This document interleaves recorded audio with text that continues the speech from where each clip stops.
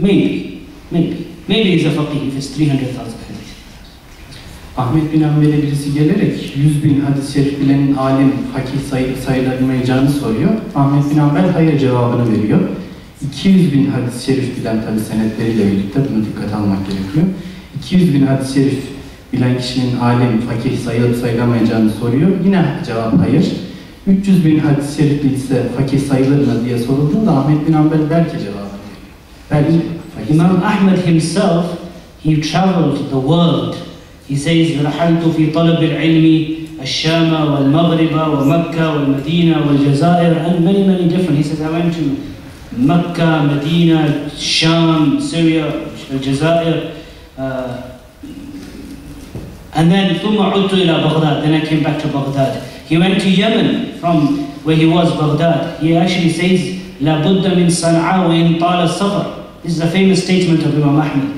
Imam Ahmed wanted to study by a famous Imam known as Imam Abdul Razzaq al-San'ani. He's from Sana'a, you know, capital of Yemen. Anybody been to Yemen? Anybody from Yemen? Yeah, no? Maybe then. No. I've traveled, I've seen Yemen. Been to Sana'a. In Sana'a, Imam Abdul Razzaq, he has his famous Musannaf. You know Musannaf Abdul Razzaq? Hadith collection. 15 volumes. Imam Ahmed said, every talib al-ilm must go to Sana'a to study, even if it's a long journey at that time. And he himself went.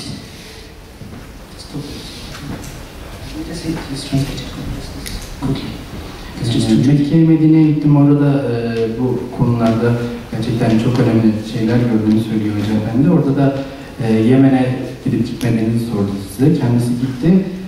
Onunla alakalı deneyimlerini anlattı. Ahmet bin Hanbel'le alakalı bir şey söyledi. Orada da yine Abdurrezzak'ın Musannefi ile konuyla alakalı olması açısından onları şimdi zikredecek. Konuyla alakalı örneklere devam ediyor. Baqi ibn Makhlad, he traveled, he made 2 journeys around the world for seeking knowledge. First journey was 14 years, the second journey was 20 years. 34 years he traveled the world to seek knowledge. İlim Kimden. İlk önce 14 yıl ilim için o rühle dediğimiz seyahatler, ilim için 14 yıl seyahat ediyor. İkincisinde ise 20 yıl gibi bir sırf ilim için yapılan ziyaretler bunlar. 20 yıl süren, 14 yıl süren uzun yolculuklardan sonra ilim tahsilinde bulunuyor. And there's many examples like that. There are people from Andalus, from Spain, from Europe. Asad ibn Furat, he went not in Turkish Airlines, he went on his camel from Andalus all the way to Baghdad and studied with Imam Muhammed. And there's many examples, but I'm going to end with this. Just to summarize, ilm deen is very important. It comes through a chain, it comes through a sanad, study by teachers, read the books, by teachers, get connected with this continuous chain that goes back all the way to Rasulullah sallallahu alayhi wa alihi wa sahbihi wa sallam. May Allah grant us tawfiq, inshallah. Son olarak özetlemek gerekirse bir rehber eşliğinde muttasıl senetle, sahih senetle, kesintisiz bir şekilde gelen ilimden istifade etmemiz gerekiyor. Allah cümlemizi muvaffak kılsın.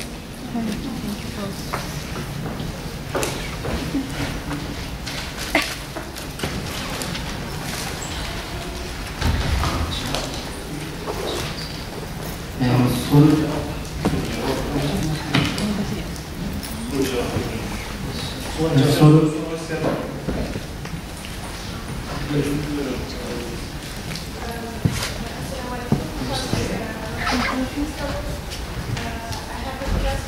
Just speak a bit louder. I have a question about Ahmadiyya. I have a friend who's Ahmadiyya, and they have a child in England. I want to know what you think about Ahmadiyya as a Pakistan, and can you seek knowledge from that? And then second question is, what's the name of the German Orientalist? I'll answer the second question first. The German Orientalist, his name is Dr. Springer. Dr. Springer. I don't know the first name, but he's very famous. You can just check in Google, Sheikh Google, Hafidahullah, type it, inshallah maybe you'll find it there. That's also another teacher today, people seek knowledge, Sheikh Google, inshallah. Now your first question about Ahmadiyya, very important. Ahmadiyya, also known as Qadiani, they have, within them two groups as well. You have one group which the Muslim Ummah unanimously consider them to be out of the fold of Islam, not even Muslim. In India, Pakistan, England, it's like Qadiani, they call them kafir. Like, it's absolutely agreed upon by Muslims from the Arab world, everywhere. Because they do not believe in the finality of Rasulullah sallallahu alayhi wasallam being the final prophet. They say somebody called Mirza Ahmad Qadiani came as a prophet. There's some people who believe that. And this was unanimous, agreed upon by the Ahlul Sunnah wal Jama'ah Muslim scholars. They don't consider them to be Muslims, let alone seeking knowledge. But there's another type of Ahmadiyya who don't consider him to be a prophet, but they consider him to be a mujaddid. Okay? Now that recently there were some problems. I know some sheikhs talked about some things and there was a major problem. One of my friends was a sheikh from America, he said something about something, and there were a lot of problems. But the issue is that even considering him to be a mujaddid is a big problem. This person, Mirza Ghulam Ahmad, he's dead now, he's passed away from Pakistan, long time ago. His grandson or great-grandson is the head in London right now. But the problem is that even considering him to be a mujaddid is a big problem. Reason being is because how can you consider someone a mujaddid who called himself a prophet? Because he says clearly, he said, I am Isa. Then he said, no, I'm not Isa, I'm actually a woman. I am Maryam, Mary. And then I was born from my own self. And all sorts of things he said. And then he said, I am the last prophet. No, I am Ahmad. The Quran says, Bim ba'di ismuhu Ahmad. That's me. That Allah is talking about me, that I am that final prophet. And he made all sorts of claims. So somebody thinking him to be a mujaddid, when someone says this, I am the prophet, and then you say, no, I don't believe you as a prophet, but you're a mujaddid, there's a contradiction. How can you think someone's a mujaddid and a liar at the same time? Do you understand my point? Because if you say you're a mujaddid, that means you don't lie. If you don't lie, that means you say you're a prophet. That is true. So even this group as well is problematic.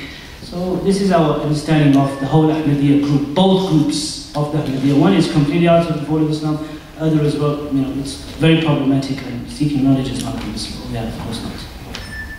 Can you call them Muslims? Not really, no. Especially that one main group, yeah. But they call them as Muslims? Sorry? They call themselves as Muslims? Yeah, they do. Yeah.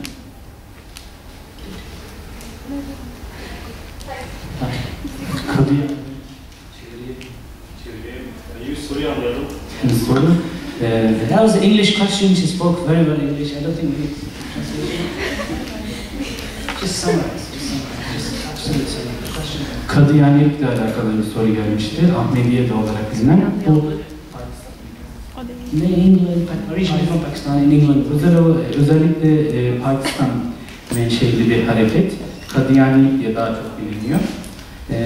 Bunların Müslüman olmadıklarını söylememiz gerekiyor. Kadiyaniler çünkü Allah Resulü sallallahu aleyhi ve sellemin son peygamber olduğunu kabul etmiyorlar.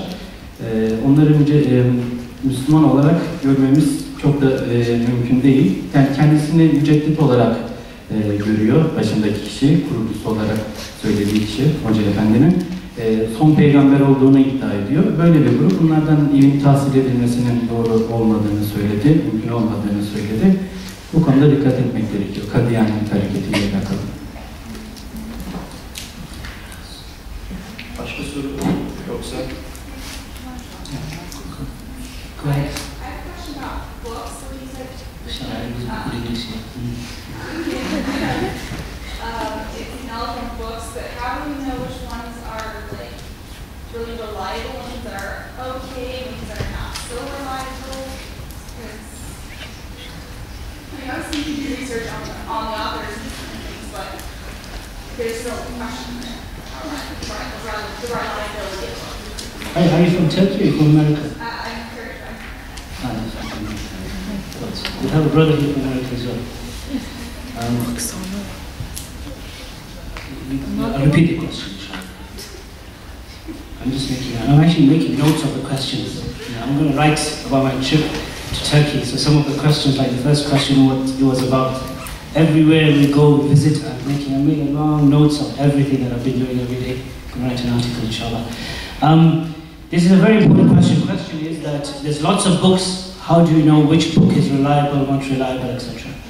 The only way to find this out is by studying with teachers. Once you study with teachers and you have a legacy, you have your teachers, to determine whether a book is reliable or not, you ask the teachers. Like if you have certain scholars and teachers, whether they're female or they're male, and you follow the legacy, like within Islam, look, the mainstream Islam is, you have different sort of methodologies. They're all fine, inshallah, but people have their own, inclinations. Not a problem. Inclinations. This is diversity.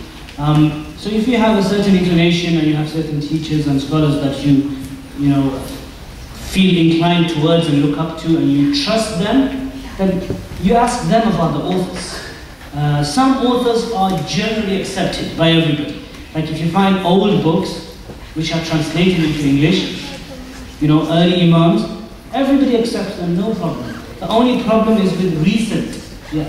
With that, as long as your teachers ask. I have lots of people email me sometimes, is this book reliable or not? Is this author or not? Ask me, fine, inshallah.